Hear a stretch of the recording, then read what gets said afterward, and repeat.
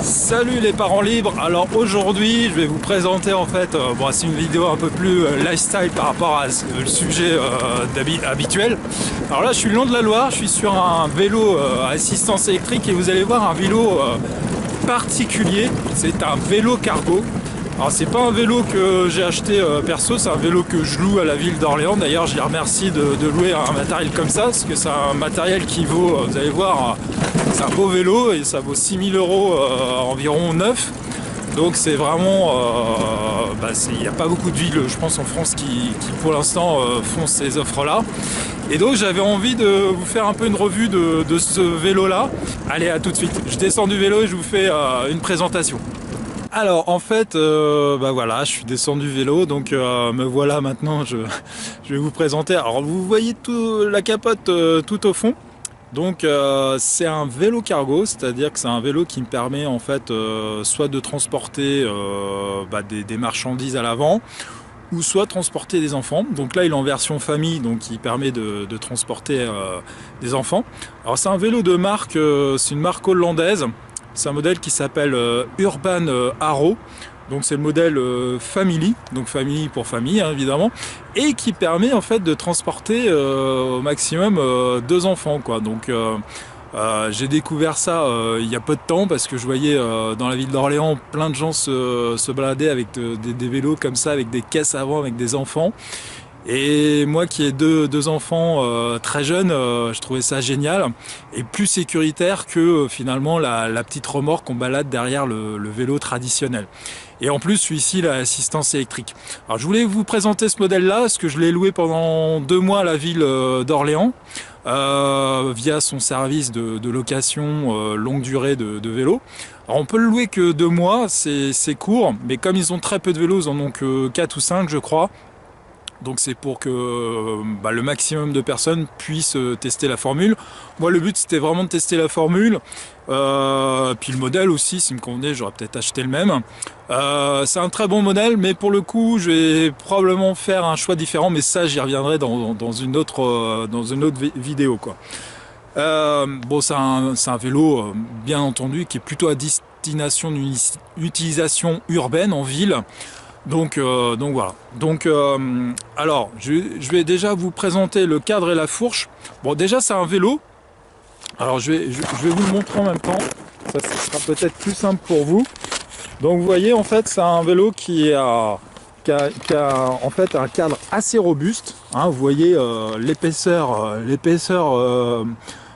des tubes. Hein, moi qui ai fait beaucoup de VTT, j'ai rarement vu un cadre aussi costaud que ça. Et c'est très bien fini d'ailleurs. Donc franchement c'est une très belle finition. Bon, vous voyez, donc fourche avant, donc par contre rigide. Donc j'en reparlerai tout à l'heure, mais dès que ça caote un peu dans les. Là je roulais un peu dans les chemins de terre, ça caote un peu quoi. Comme le cadre est très rigide, chaque petite vibration traverse tout le vélo quoi. Ensuite il y a une béquille. Franchement la béquille elle marche très bien. Il faut prendre le coup hein, parce que le vélo il fait quand même un poids je crois de 55 kg environ, 50 kg. Par contre au niveau finition c'est vraiment franchement j'ai rarement vu un cadre avec des soudures, enfin c'est nickel, c'est propre, c'est beau, enfin franchement c'est du très beau matos. Bon à ces niveaux de prix là évidemment on peut s'attendre à ce niveau de finition hein. Bien sûr c'est tout à fait normal. Mais malgré tout, je trouve que c'est globalement très bien fini. Moi qui aime plutôt le beau matos, les choses bien faites, bien finies. Là, franchement, je suis pas déçu quoi. Alors au niveau moteur, c'est un moteur Bosch. Alors je crois que pour les connaisseurs, c'est le moteur Performance Line. C'est pas le moteur le plus puissant puisque Bosch a développé une ligne spéciale cargo. Un peu plus puissant, plus adapté au niveau réglage, etc. Franchement, ça fait le boulot. Bon, par contre, faut pas en attendre tellement plus.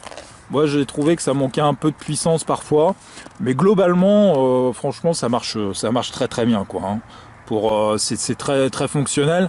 Après, c'est voilà, parce que moi, j'ai peut-être un tempérament un peu sportif parfois dans ma conduite. Et donc j'aimerais que ça réponde peut-être plus. Mais très franchement, pour une utilisation dans un cadre familial, c'est très très bien. Au niveau de l'écran de contrôle, bah, c'est Bosch aussi. Franchement, ça marche très bien. Alors ce qui est bien, c'est que vous pouvez retirer, parce qu'apparemment ça se vole. Donc il ne faut pas l'oublier, mais ça se retire très facilement. Voilà.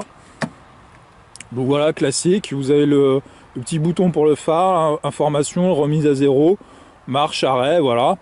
Et puis ici, vous avez la commande pour les vitesses, hein, plus ou moins d'assistance électrique. Le I, je pense que c'est pour contrôler les informations sur... j'ai jamais utilisé, mais ça doit être pour changer, passer de la vitesse à l'heure, à d'autres informations, la distance parcourue, ce genre de choses. Voilà pour le cadre. Il y a aussi la batterie. La batterie qui fait 500 de puissance. Alors il y a certains modèles, certains constructeurs qui mettent carrément 2 batteries. Et je crois qu'il y a une batterie 650. Alors la batterie, on en reparlera tout à l'heure. Bon, c'est pas mal. Mais par contre, ça mériterait peut-être d'un peu plus de... Ça manque pour moi un peu d'autonomie par rapport à mon utilisation. Alors, le freinage. Au freinage, les leviers, levier fer classique. Donc c'est du Shimano Deore. Donc pour les VTTistes, ils connaissent probablement cette gamme. Alors, j'ai eu des soucis au départ parce qu'il a fallu que je ramène à l'atelier du loueur d'Orléans, le vélo Tao hein, en l'occurrence. Je pense que pour du VTT, c'est très bien, hein, c'est du moyenne gamme, hein, je crois, le Shimano Deore. Par contre, pour un vélo de 50 kg, et moi je pèse autour de 100 kg, je pense que c'est un peu juste. Et au bout de quelques jours, il a fallu que je ramène, parce que les freins ils étaient trop mous, il fallait les purger, etc. Et là, au bout de 2 mois presque d'utilisation, bon ça va, hein, il y a encore de la marge, mais je sens que l'attaque des freins est un peu plus molle que quand je l'avais repris.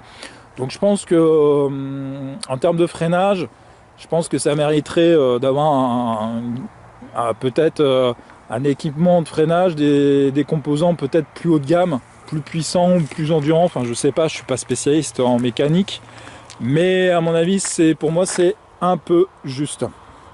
Alors, au niveau de la transmission, ce qui est bien, c'est une transmission par courroie.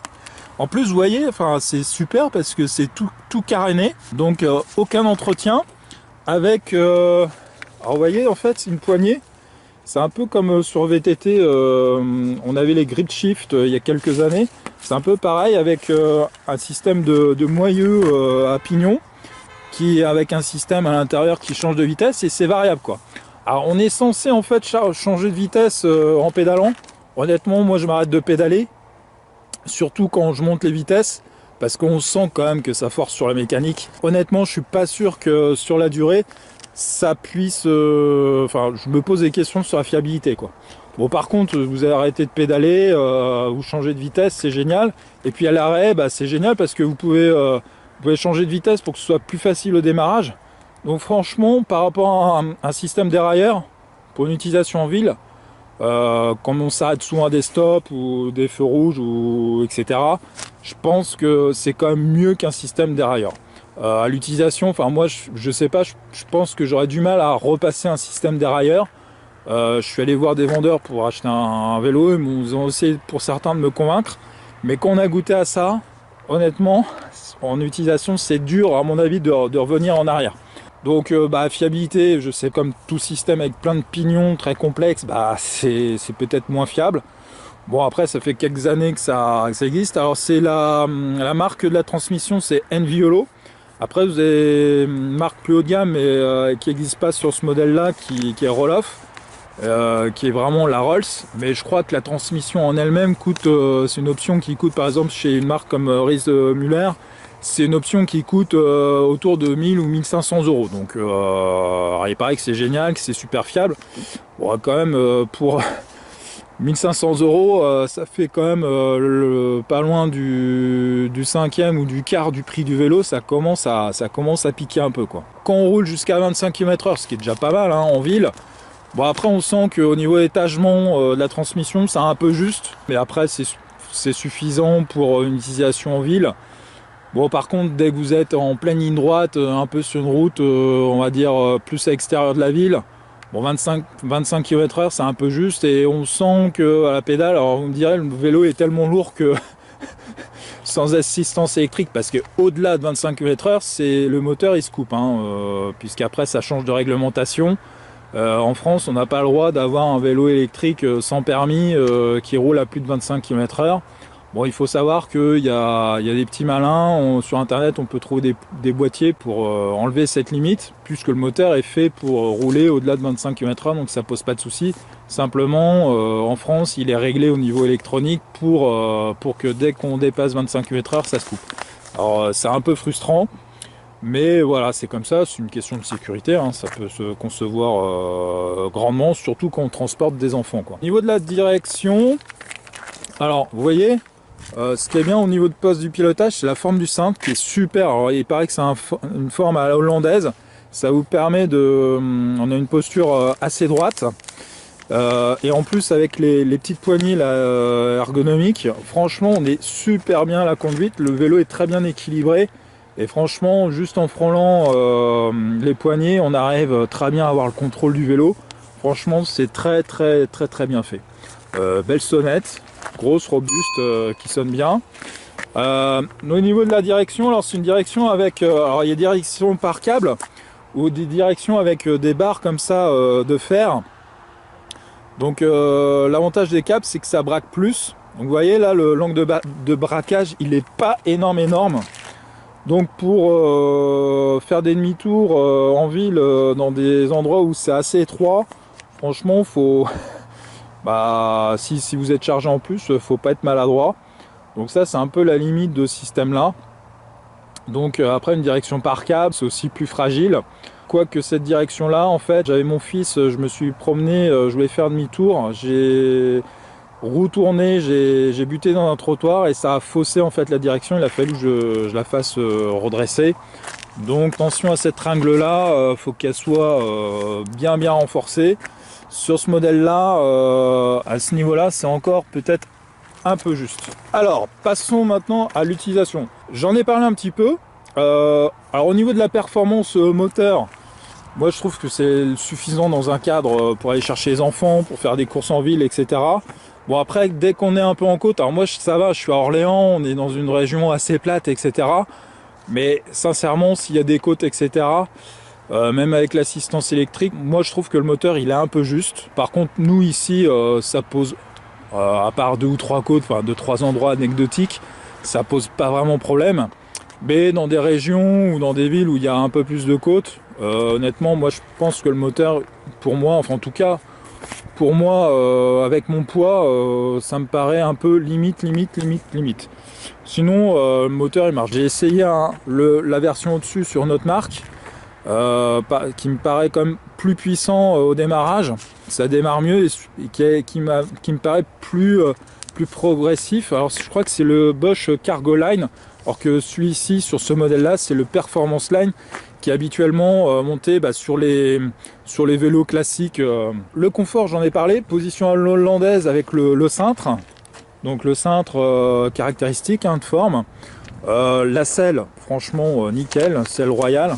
On est dans une position à l'hollandaise avec le buste droit assez relevé. Donc c'est très agréable parce qu'on n'est pas en appui sur les bras. Et autant pour une utilisation sportive, c'est pas le mieux pour l'efficacité au pédalage, mais très sincèrement pour une utilisation urbaine, familiale, pour aller faire les courses, etc. C'est vraiment top la position.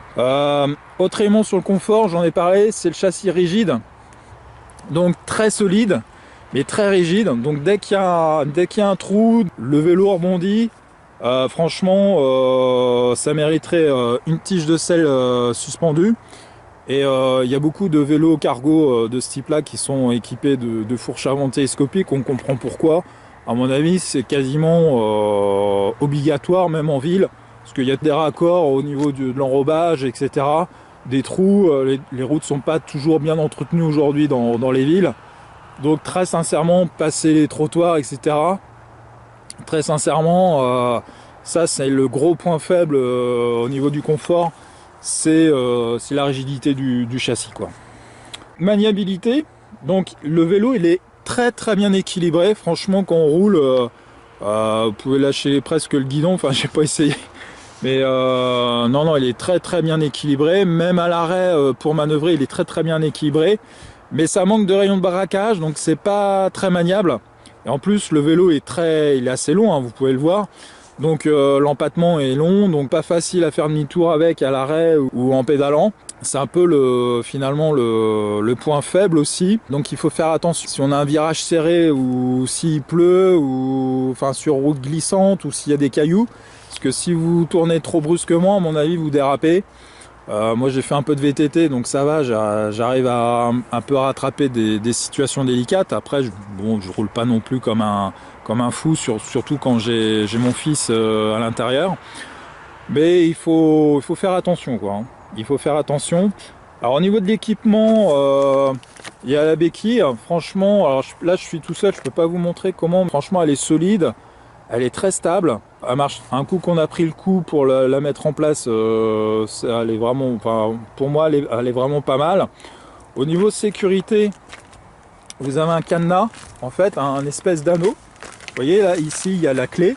Donc dès que je la retire, en fait, l'anneau, il y a un anneau en fait qui vient. Je sais pas si vous voyez mon doigt là, ici.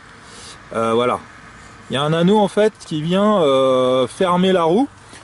Donc vous avez en fait un système anti-vol directement sur le vélo intégré, ça c'est vraiment bien.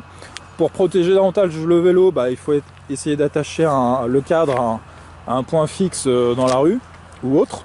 Mais déjà rien que cette présence là, parce que le vélo est quand même encombrant et lourd, ça suffit souvent pour sécuriser le vélo, quoi. Donc ça vraiment très bien. Pour moi ça serait pas du luxe d'avoir un rétro. Parce qu'en ville, on fait souvent le changement de direction. C'est un vélo comme... c'est pas comme un vélo, on se faufile pas aussi facilement qu'un vélo normal entre les voitures. Et donc des fois, pour changer de direction, voir un peu ce qui se passe, j'avoue que le rétro, ça serait pas du luxe. Donc au niveau d'éclairage, vous avez un gros phare arrière. D'ailleurs, je peux peut-être vous l'allumer.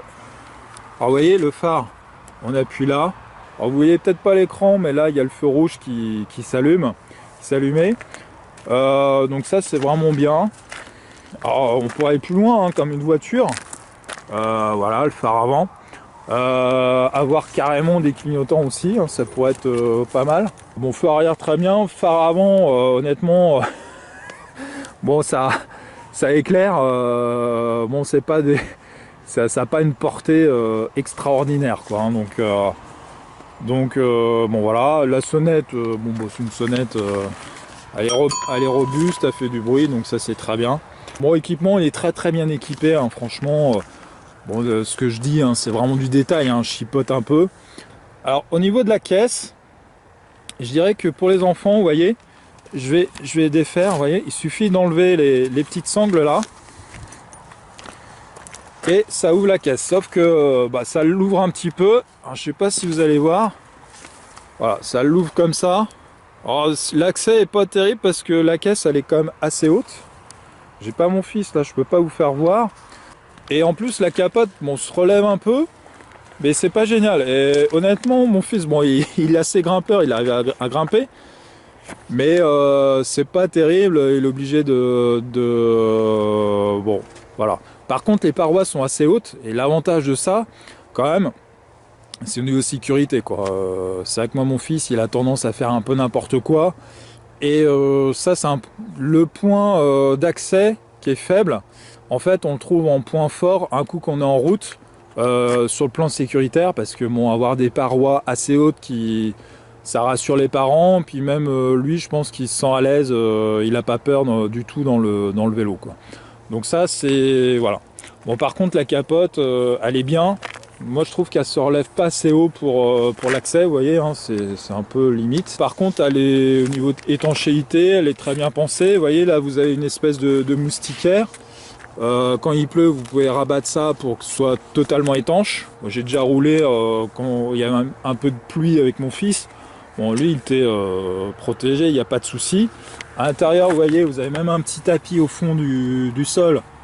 Donc pour amortir un peu les chocs, donc ça c'est pas mal. Et là vous avez le siège. Alors il y a 2 places.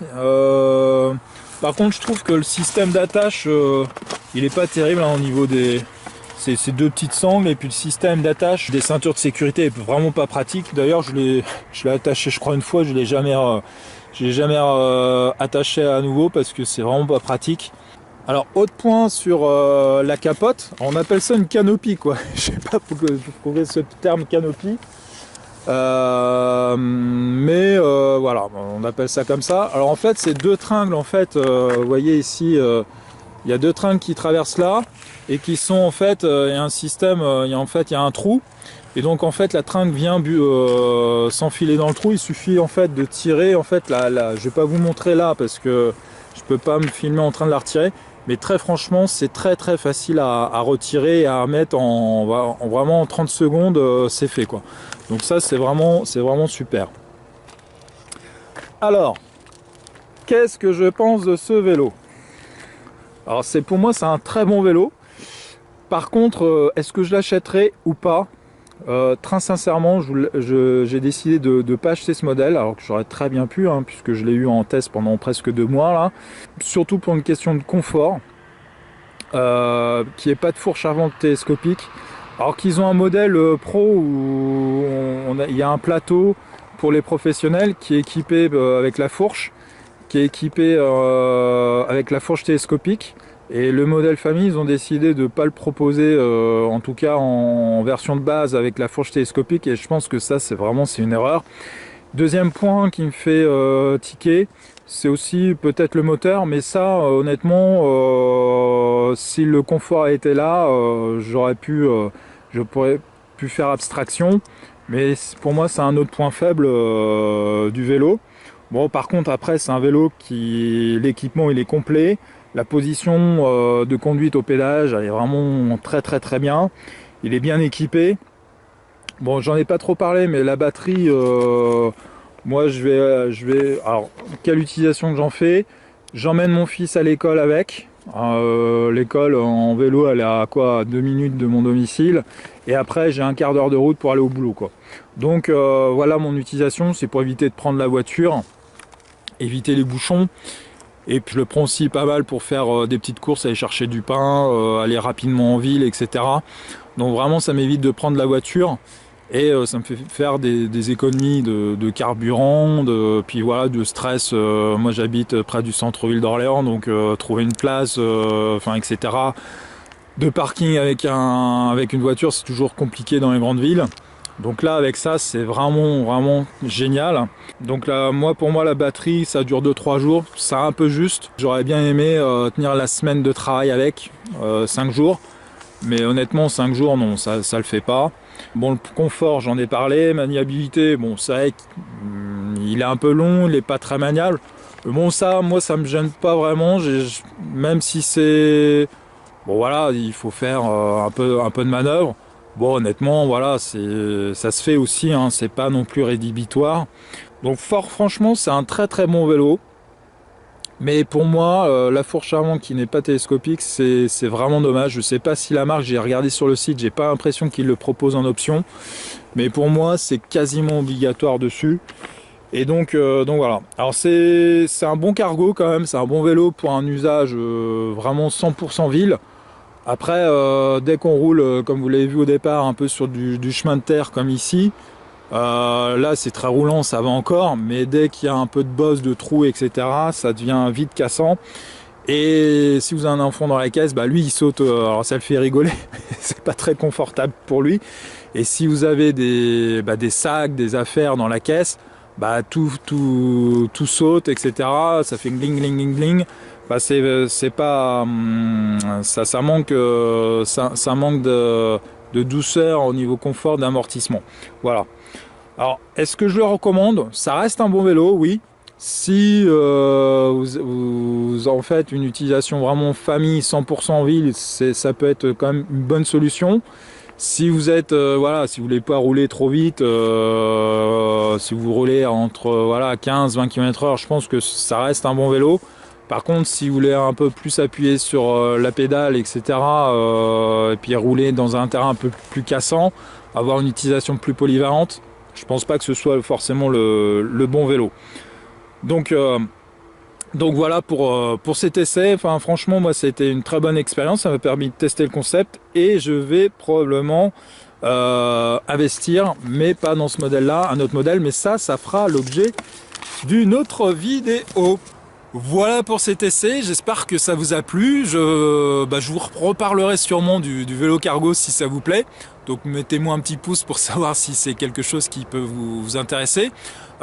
C'était la première vidéo lifestyle de la chaîne en fait. J'avais envie de vous montrer un petit peu, pas juste faire une chaîne sur la liberté financière parce qu'il y en a déjà d'autres, mais voilà comment je conçois moi mon mode de vie et puis vous montrer aussi autre chose qui peut éventuellement pleinement vous intéresser.